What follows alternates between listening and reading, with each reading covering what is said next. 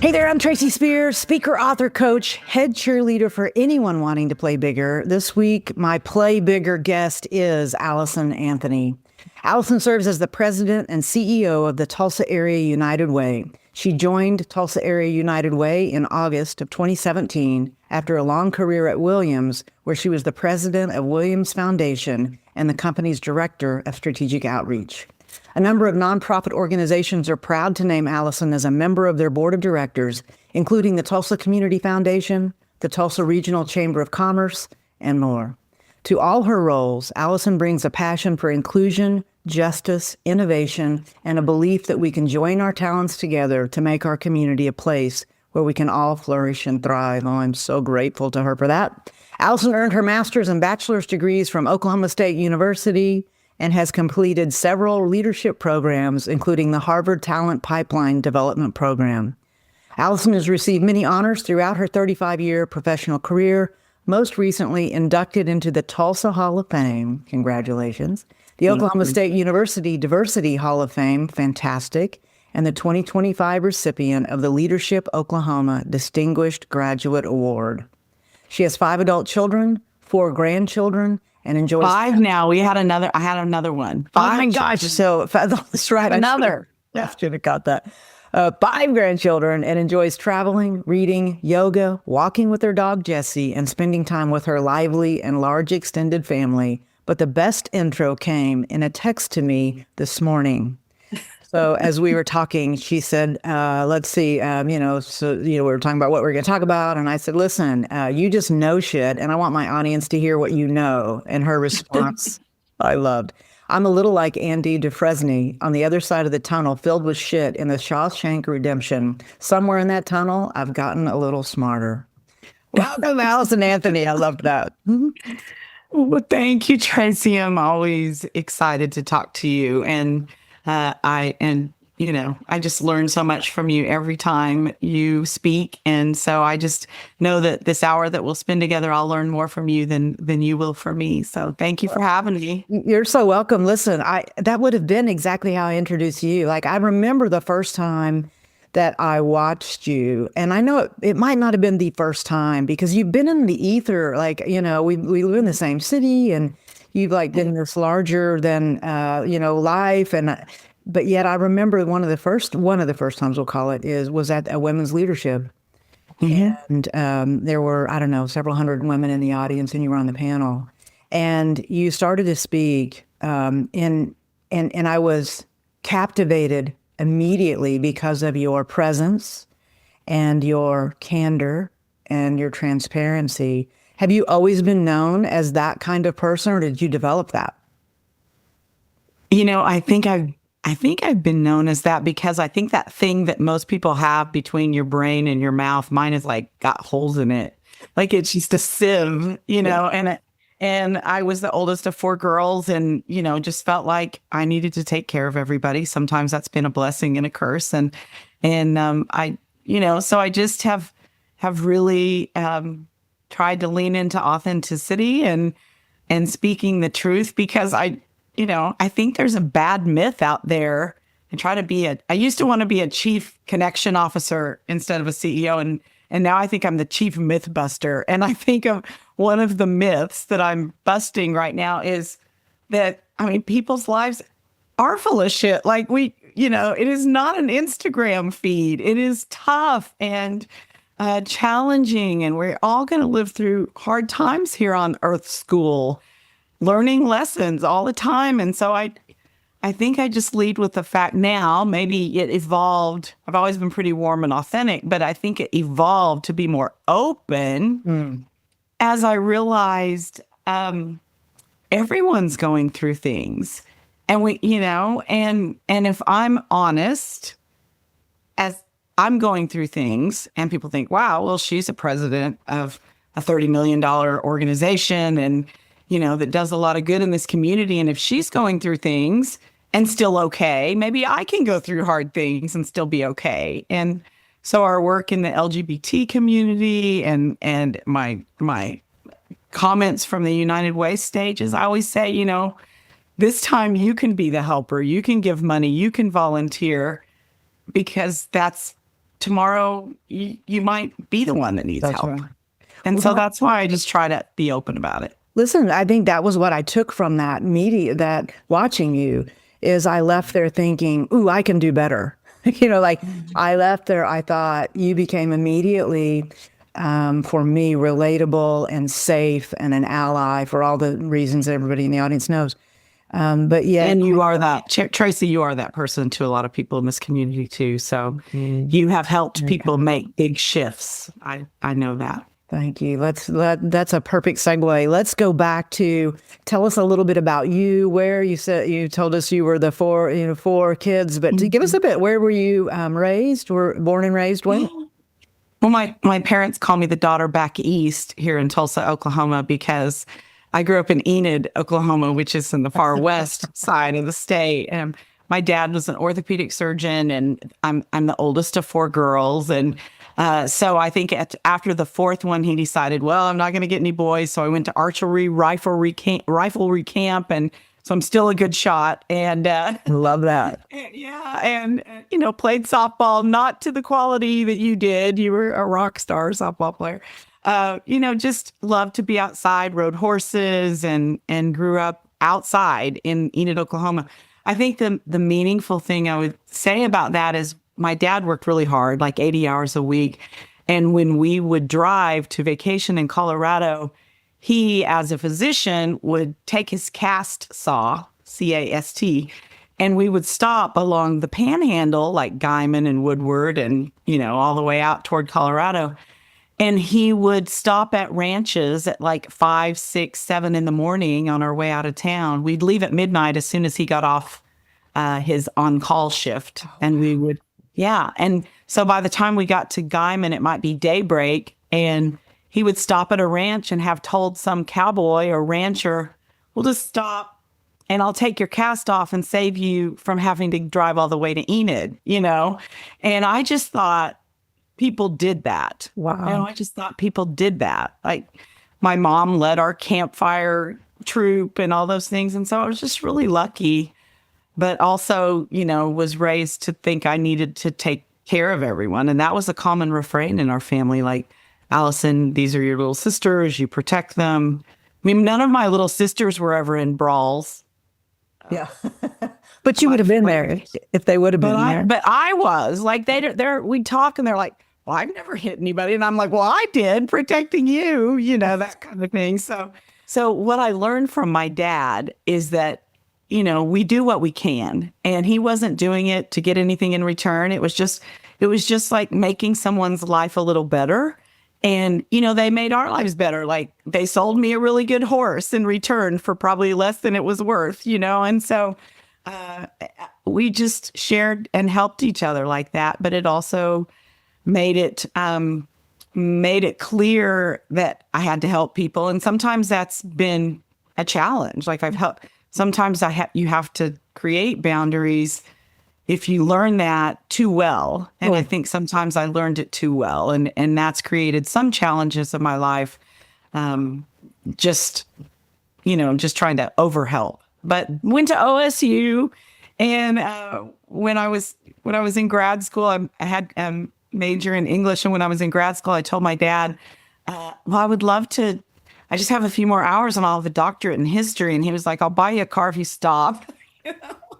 So I love to learn, and I love to learn about the past. I wrote, my master's thesis was about women who wrote in the 17th century in such a way that if they could write and get their point across without getting their heads cut off. So I wrote about writing in a subjugated text in a dominant culture. That does not surprise you. Oh my gosh, I love this. So it's just kind of been that looking for justice and fairness and lifting up voices that may not have been heard otherwise has just been a passion of mine. And it, I don't know where that came from exactly, but I love it. Well, we're hearing a bit of where it came from, that family unit. Yeah. So you're the oldest of four sisters. Were you a good big sister? Tell, I think so. Isn't there a super funny story here that you could tell us about? So many stories.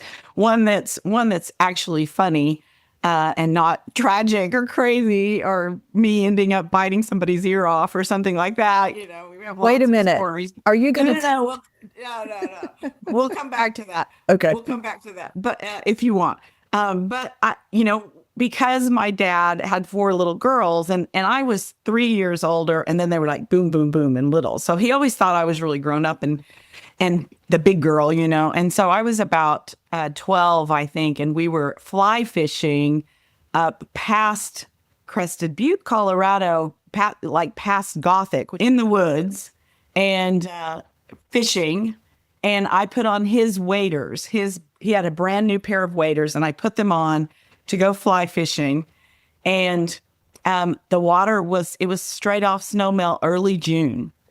And it was high river water, and it was freezing cold. And I was in those waders, and they filled up. The waders filled up. And down I went. I was tall for my age, but still a kid. The waters filled up, took me under the water. I was a good swimmer. I was okay. I never panicked. I thought I was going to be okay, but I was under a very cold river, which you can't be very long, when it's snowmelt. So the river kind of bounced me into the other side, the other bank of the river, and I grabbed a hold of the roots I could feel of the grasses and pulled myself up but the problem was then I was on the other side of the river. Nobody wants to get in that twice. It was so cold. And so I come up and I look across, and all my little sisters are crying. They think I'm gone for good. And, my mother looks pretty shocked. And but my dad, who's a surgeon, calm, says, "Okay, you're okay. Just take off the waders, because they're full of water. Take off the waders. I have this rock. I'm going to throw you this rock on this rope. Tie the waders to the rock and the rope, and take them back across. I will pull them back across the river, and then I will throw you the rock." He's like, "No need to lose the waders." That's right. So I just came from a very pragmatic, it was very practical. It's like, okay, we're going to save your life. I was blue. My lips I was freezing. But, then I tied the rock and the rope across my waist. And my dad had played college baseball. I was really good. So he threw that rock, But so they got me over there and warmed me up, and all was fine. But that, I just was raised with that kind of like, take it in stride. You're going to be okay. Don't lose the waders, because why waste a good pair of waders, right? That story shows up in therapy later. I'm sure of it. Oh yeah. Always. Yeah. So you do have to tell the ear biting story, but we can save it for the end if you want. Like it's got to come when it comes to you. I'll just do the high level. Okay. I was in college and stopped. When I'm almost 61. When I was 18, women could drink and men couldn't until they were 21 in Oklahoma. Really a bizarre thing. The only let's see, would that be the only benefit we've ever had? No, it was maybe, but it's kind of a silly one. But yes, and so I stopped in a bar in Hennessy, Oklahoma. I don't even know, on my way to Stillwater, and a friend of mine and I were going to have a drink, a beer at this bar on our way. And then so it's a terrible story, because we were going to have a beer. We were 18. Then we were going to finish driving to Stillwater another 30 minutes. So I shouldn't have been there. Mom and Dad, if you ever watch this, I'm sorry. But they not know this story. Oh, they probably have heard it by now. For the longest time, I didn't tell anybody the story. And then years later, apparently my son heard it from one of my sisters or something. And I walked in on him when he was like 17, and they were up to some shenanigans, he and his friends. And I heard him say, "No, man, I'm not doing that. You don't know my mom. Like, she bit a guy's ear off in a bar fight." And I was like, it all makes sense now why this needed to happen. I saved him from doing something really stupid. But anyway, The abbreviated version is there was a very big fellow who was very, very inebriated. I was 18 and full of piss and vinegar and raised on horses and, around the Air Force guys in Enid, Oklahoma, and the oil field workers and the cowboys. And, and it was just not a delicate way to grow up, even though I had a great family and upbringing. It was, we're exposed to things. And so this guy was really picking on this young woman who was playing, she was playing pool and he was being inappropriate and said a few things. And I finally said, she said, leave her alone. She said, leave her alone, And then he had turned his attentions to me and backed up into me into the wall and backed me into the wall. And he was really big and I was small-ish. I'm like 5'4", and he was squishing me. He hit me hard enough when he backed into me that he knocked the air out of me. And so, I just kind of went into fight mode and put my arm around his neck and he stood up. And so I was still kind of hanging on and I just decided to bite his ear. And I did. And he was drunk enough that he just kind of like, instead of just dropping me and letting me go, I bit his ear and he kind of went to wrestling with me. And then I just kind of bit the top of his, it wasn't like I bit his whole ear off. He's still, wherever this man is, he still has an ear. I just bit the very little tip of him. My favorite part of that story is that one time I was telling that story to a group of 18-year-olds at a special school, an alternative school for kids who'd been in some trouble. And I was talking to them about, look, tough things are going to happen. You can get over it. And I said, maybe it'll give you more street cred if you know that I bit a guy's ear off in a bar fight. And I was just joking with them. And one of them goes, well, did you swallow it or spit it out? Oh. I spit it out. So valid. Yeah. But anyway, it's that whole justice theme and taking care of others. And that's just been a through line of my life, for better or worse, mostly better. I love that. That story, that becomes legendary. The fact that I think about that often and that I can imagine that the rest of the people, those 18-year-olds are like, damn. Well, and me. I mean, like, I think people think I'm a pretty nice person. I mean, I think I'm pretty 100%. positive and I hug people. I'm trying to be nice, and I think it's always funny when they're like, people come. I was on a women's leadership call webinar. I didn't know any of the women on the call. And one of them said, and I think it was Muskogee. I mean, one of them said, like, is it true you bit a guy's ear off in a bar fight? And I said, wow, like, how do you know that, So anyway, just funny. Just funny how things that happened, literally 42 years ago or something that are still in the ether of the world. And now they're back, thanks to you. So I was going to say, sorry about that. But you are one of the nicest people on the planet, but you are also one of the toughest people that I would not mess with you. And I think that advocacy piece that I do want to bring that in and talk a little bit about it. But you leave OSU. Did you get your doctorate in history? No, I didn't. Right. I worked for OSU for a time, and that brought me to Tulsa. Okay. And I worked in for OSU in Tulsa before there was. Yeah, I was at the College of Medicine. There wasn't an OSU Tulsa except for at a university center, and then it's grown since then. But while I was there, I married very young. The first time I married somebody quite a bit older than I was, and I was 1 week 19 when I got married. It was like my college rebellion, which was to get married. It was crazy. But, I look back on that and it didn't work out because I was so young and I grew up, and to be different than he, what was cute and spunky at 18 was probably kind of bitchy at 28, in his mind. But anyway, we have 2 great children, and it brought me to that situation, brought me to Tulsa. And, but when I became single, I thought, I might want to explore getting out of higher ed and looking at some opportunities that would be more corporate. So I took a manager of a staffing company to see the insides of a lot of different corporations. Ooh, that's because smart. I wanted to be thoughtful about where I was going to work. So I managed the downtown Manpower office. Didn't love the name. But I don't know that. I didn't know that. Yeah, for a time. And then I went to work at Williams because that was the company that, as I looked around and got to know the corporate landscape and got out of higher ed, that I thought, wow. And it was so interesting because I didn't know anything about the energy business. I ended up being there for 18 years. I didn't know anything about the energy business, but I knew Williams from their corporate community profile. I would sit next to them at events, and I was already involved in the community. I've always had external facing community related organizational roles. And so I already knew a lot of people from Williams, and I knew that they cared about making the community where they lived and worked better. And so that really drew me to them. And then fast forward, that was 99.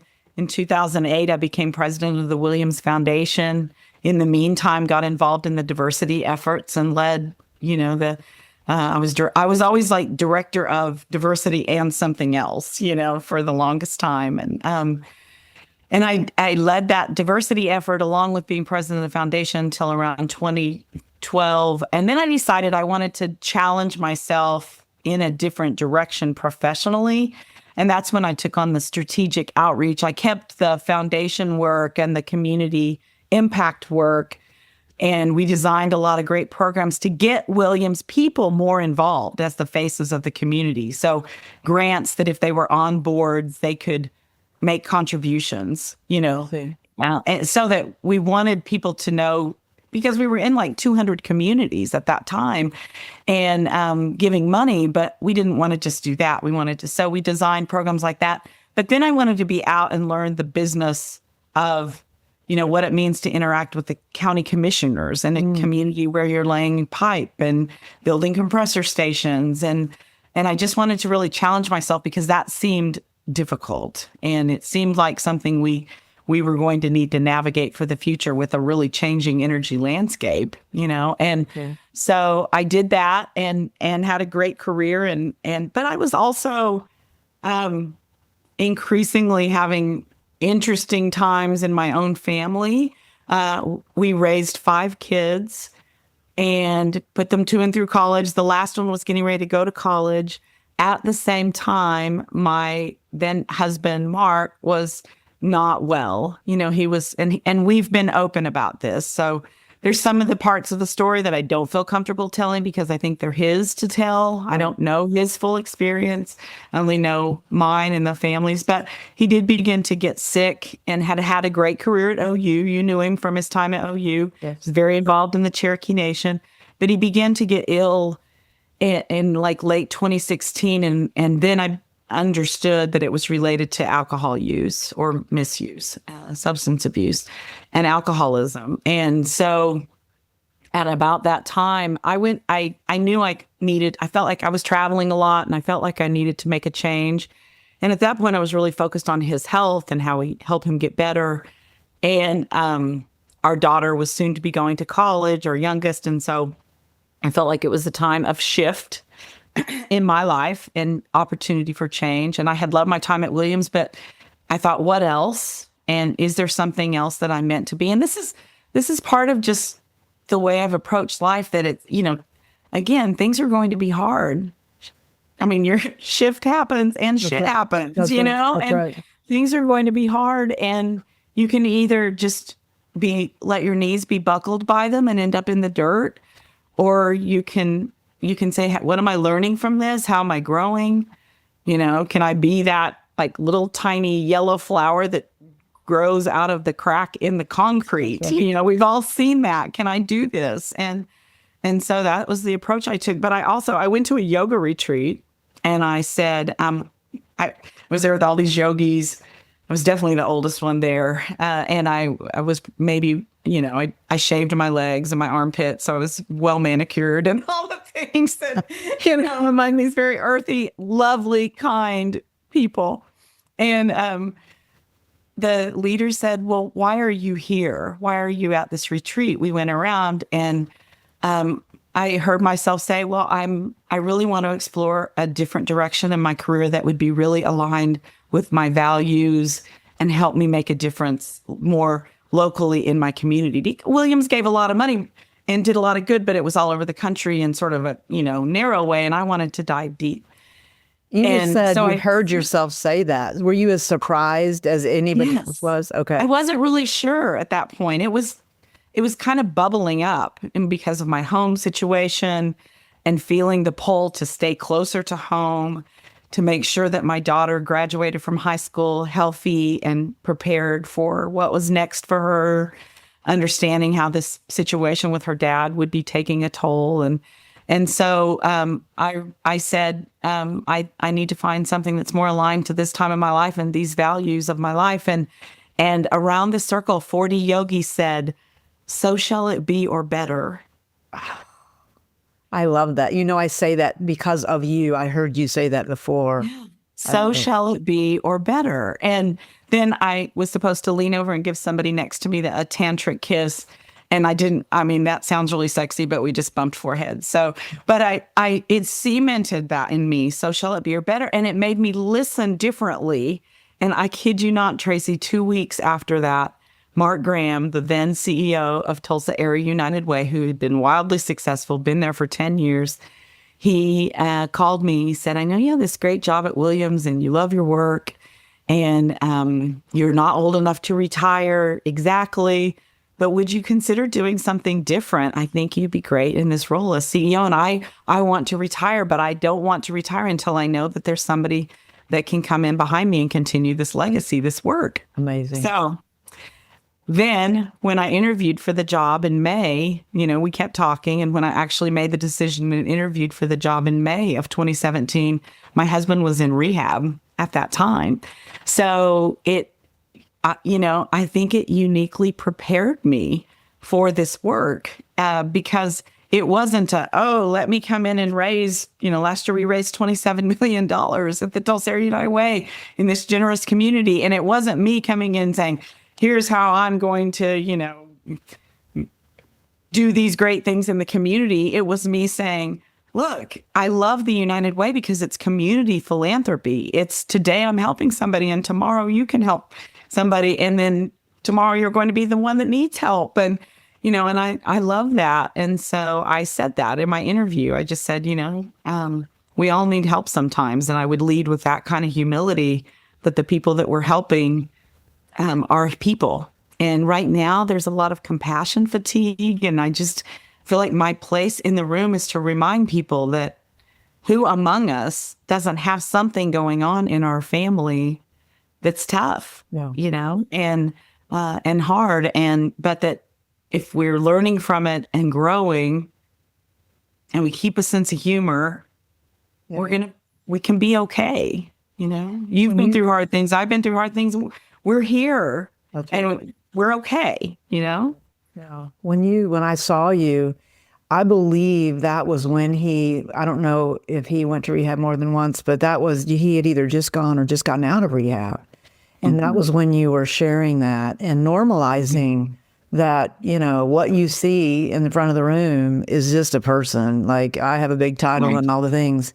And I think that's what resonated with me about you, is just that you just equalized the power in the room while still having it all, by the way. But people feel that way with you. So for you in that moment, you take this job, and when you go into the United Way initially, where is Mark at that point? May I ask? Is he still? When I started, when I had started, he was he had gotten out of rehab, and he did really well. Right. For about 7 years, he did really well. And he's having a hard time right now. And that's kind of his story to tell right now, I think, And so but I do think the part of it that I can share is it's still part of the journey, And so I think about social media and what you see. My hairdresser is so funny. She was saying, "Oh, Alison," and she was saying she never believes anything on social media because she sees her clients on social media and their lives look so fabulous. And then they sit in her chair and they tell all the real things. That's and right. She says, "So I don't believe anything on social media." But I do think there's this pressure among people to think that they're not allowed. Two things. I think one, they feel like they have to put up a face of perfection. But two, I think it also sends a message that bad things aren't going to happen, or something's wrong with me. That's right. If my life is hard, or something's wrong with, what am I doing wrong if I have hard things happening in my life? And I mean, I think if there's one message or one gift, and I think it's the title of your podcast, that shift happens, that makes people think, okay, that's right. Maybe I'm not alone. Like, I just think that's a gift that we can give people to, and our young people especially, to say, if things are hard, you're not broken, you're normal. That's right.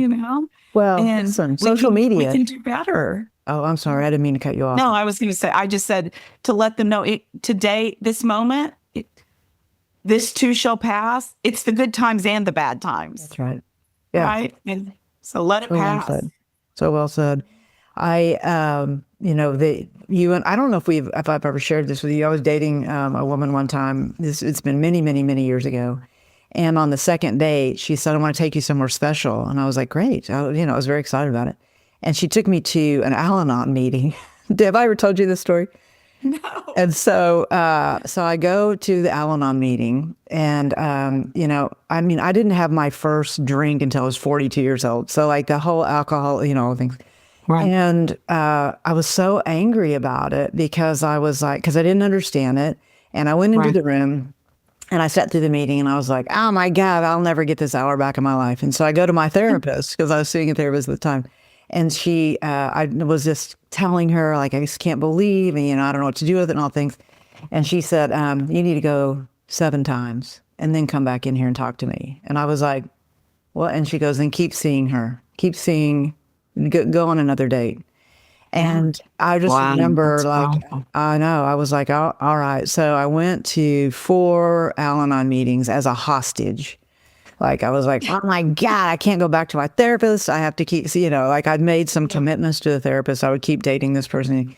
Like on the 5th one, I just remember I went from a hostage to, holy shit, this is about me. This is exactly, and it shifted how I move about the world now. Like, I understood when you were talking in the beginning of this about anything in excess is an irritant, all those, being nice and helping and all that. There's a moment where that becomes a liability. And I did, my mother would always say, you're too nice. You're just too, and I would be like, thank you. I didn't understand it. But that really shifted me in a different way, but it changed me as a leader more than, and a girlfriend too. We did keep dating, by the way, for a while. But that shifted me in a leadership role. So as a leader, and this isn't a leadership podcast, but did that experience, all those experiences, when did you realize, wait a minute, all of this, I'm going to pull over on the side of the road and cut a cast off a guy's arm, and I'm going to just serve at the expense of myself? Has that caught up with you? Yes, it absolutely did. And Al-Anon, I've gone to Al-Anon too. I actually quit going to the meetings because I'm also really into process improvement and efficiency. And because I was still early in my codependent journey, I'd be like, well, let me help you fix these processes. And you're not supposed to do that. I know. Understood. I recognize it's an illness, right? Understood. Same thing. I wanted to bring different coffee. I'm like, that coffee. We got to have coffee's terrible. I know. I was like, can we do something different? I have a different pot I can bring, so it's kind of funny. That's funny. But you do learn the part about lovingly detach, to let go. And I think that the serenity prayer that's both AA and Al-Anon, and for those that don't know, Al-Anon is really for the families and people that are involved, have an alcoholic in their life. And so for Al-Anon and for AA, the serenity prayer, it's the, grant me the serenity to accept the things I cannot change, the courage to change the things I can, and the wisdom to know the difference. And when you're also, I think when the time in which we were raised, women were supposed to take care of it.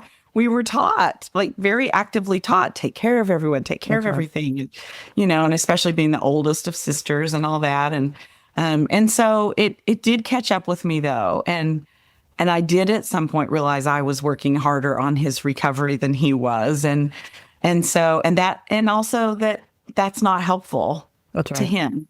Like I need to give him his power and let him do the work. And, but at the same time, yesterday I was at the Day Center for the Homeless and I was at the Salvation Army. Yesterday was Day of Caring for United Way. Okay.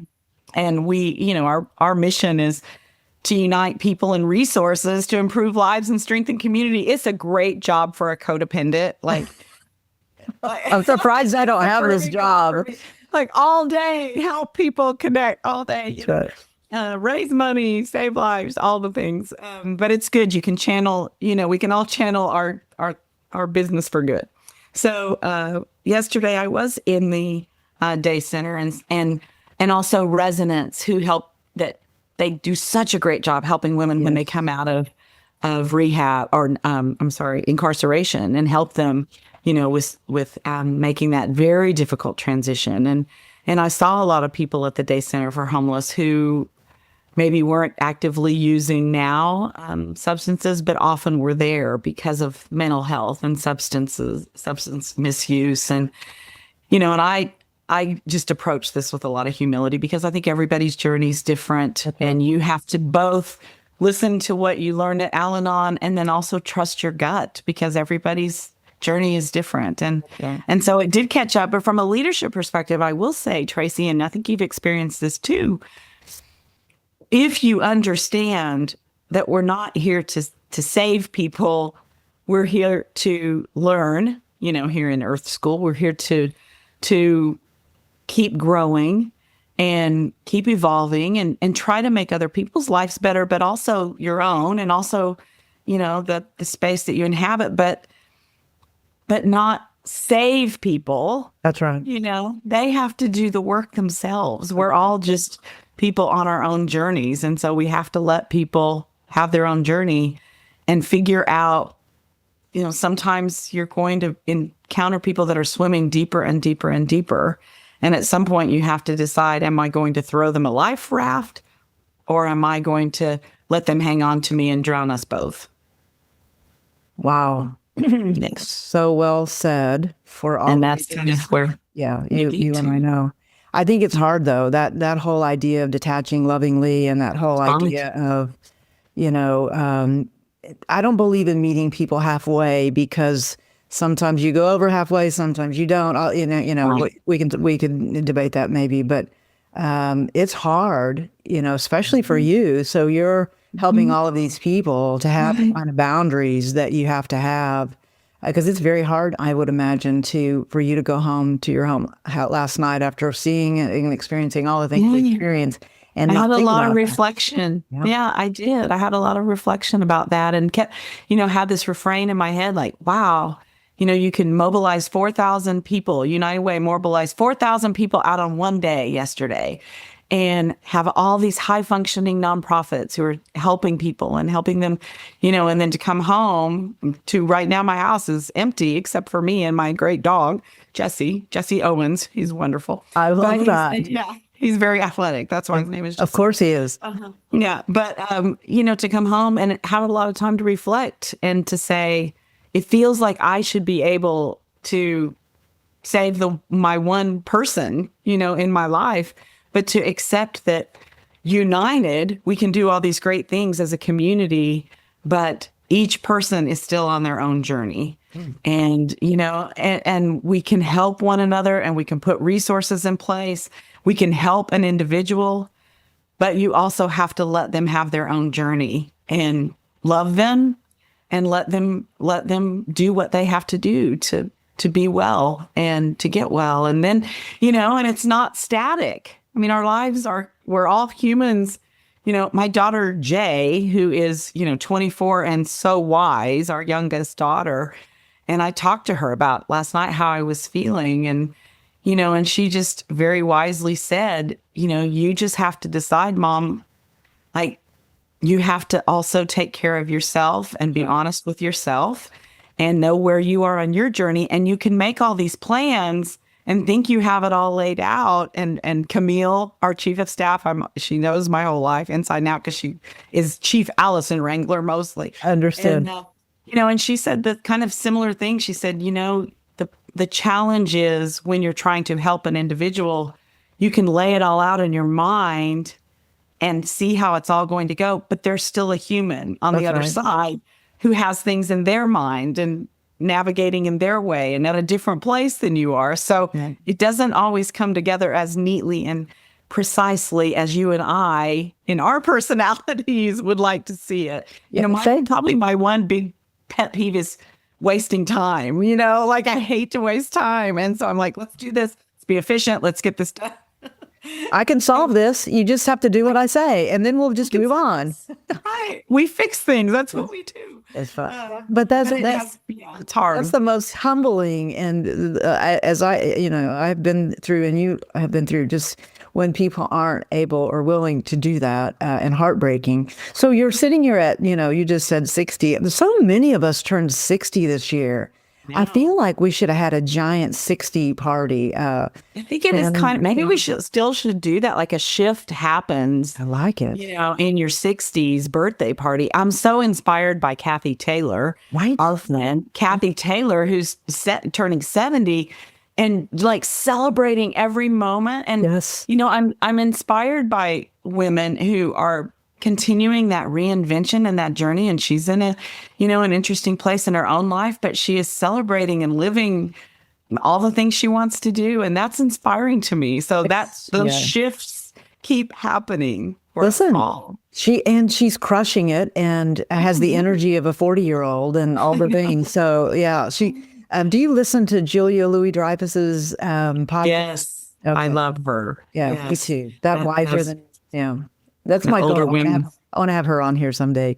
That's a good goal. I'm just going to put that out there because let that go out there. All right, I'm doing it. We will all put that out there. Thank you. I'd like you to do a live audience one of that and let all the people, that love and follow you and also her be in the room and watch that. We can host it at United Way. So it shall be because we better. do offer a lot of services for older people. I love caregiving and we were in a room on Wednesday night for Life Senior Services about caregiving because we're really focused in our second century on being united for working families and helping people have a thriving, healthy working life and whatever their family looks like. And so many of that is caregiving. And that's why I think it's so great that she does that podcast around the power and the impact from older women, because so many of us end up taking care of someone most in our lives. And Bradley Cooper has a great new documentary about that as well. And so we were there with folks from Life Senior Services and Claire House, who helps people at the end of their life leave the life with dignity. And, so I think the sooner we learn the hard lessons and know that things are coming that are going to be tough still, but this too shall pass, the good moments and the bad moments, but to embrace the good ones.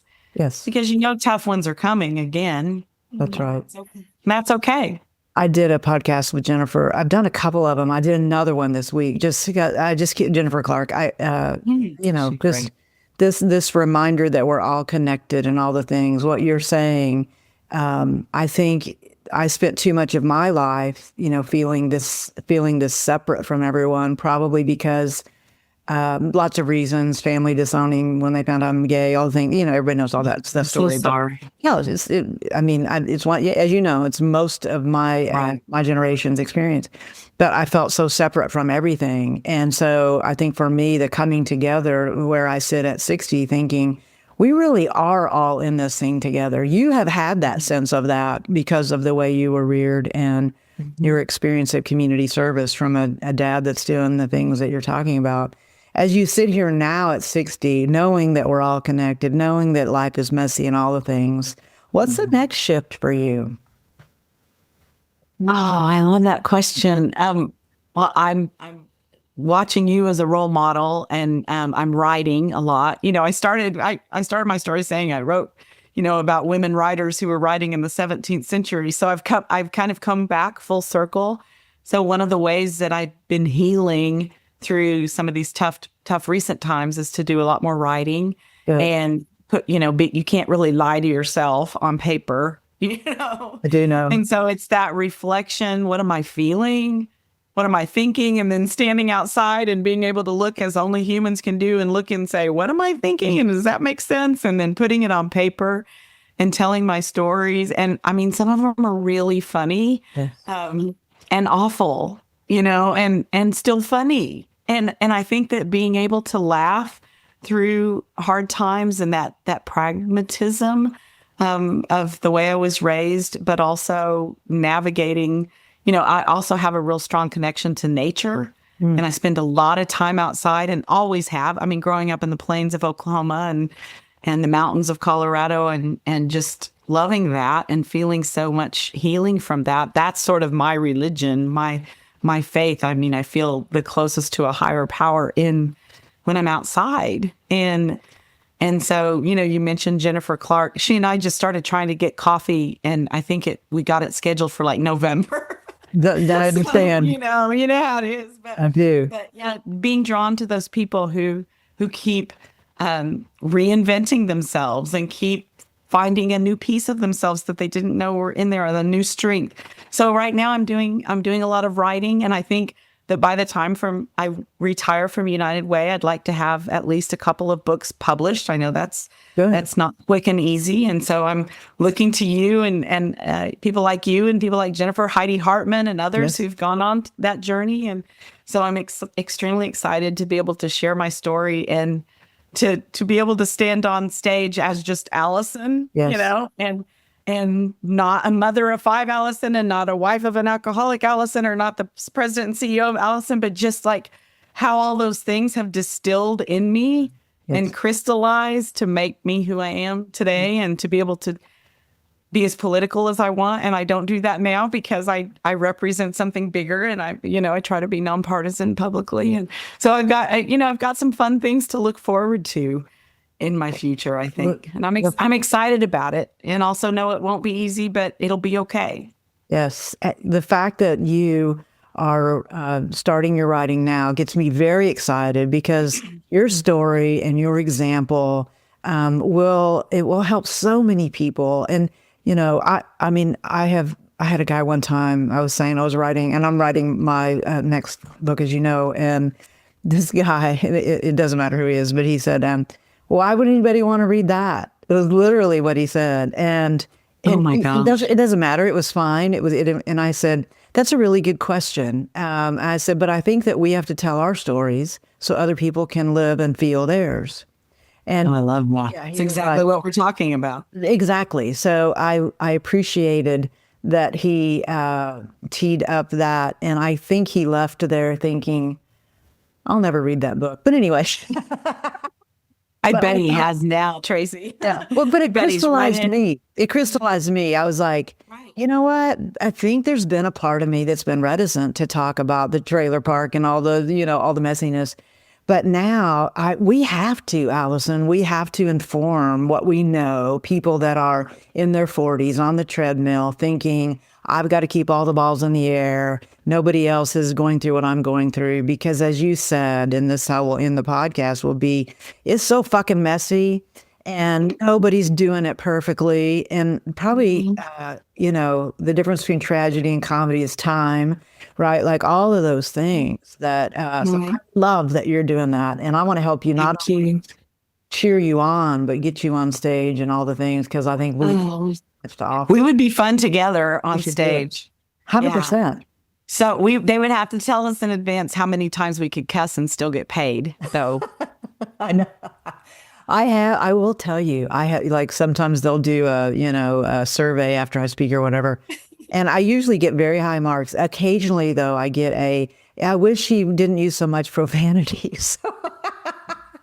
Get that. Yeah, I know. But I mean, some stories just need it. You know what I'm saying? Yeah. Well, I always told my children when they were small, as a mother raising 5 kids, I would say, well, it's not that you can't curse. Just make sure you understand the value of a well-placed curse word and use them correctly. I mean, it's part of language. I'm a linguist. It's part of speech, so it's okay. But we just need to, and you need to know your audience, I guess. I love that. Well, listen, this podcast could go on, and it will, with mimosas, I believe you and I agree. Yeah, with our friendship will go on and on. So we'll just keep generating, right? I have to say, though, and I mean this to you, that you have no idea how well respected you are in this community. I hope you have a sense of it. but in rooms that you're not in. I've never heard an unkind word. And Thank you've you. always been someone that I have looked up to and wanted to hang out with and get to know. So I'm loving that at this part of our life that we're able to create a deeper connection. And I look forward to more of that. But really just a giant thank you for your friendship over especially the last year and for what's to come. So thank you for that. Well, I feel the same about you. And I want to say how much I appreciate, you're leading in a lot of circles where people haven't been comfortable being vulnerable, like a chamber of commerce type of room, and you're helping people have the space and the safety to be more honest and recognize that shifts are happening all the time and that life will keep on lifing and it's messy, but it doesn't mean you're broken. It doesn't mean you're doing things wrong. Shame never heals anyone, Okay. so, and we can keep healing together. And like I say, I'll end with what I always say. I mean, I think united is the way that we go forward better together. And that if we do that and lift each other up, be the helper today and be the one helped tomorrow, and then be the helper the next day. That's right. That's how it works. So I love you, friend. Thanks for the opportunity to spend this morning with you. Listen, I love you too, and I appreciate your time.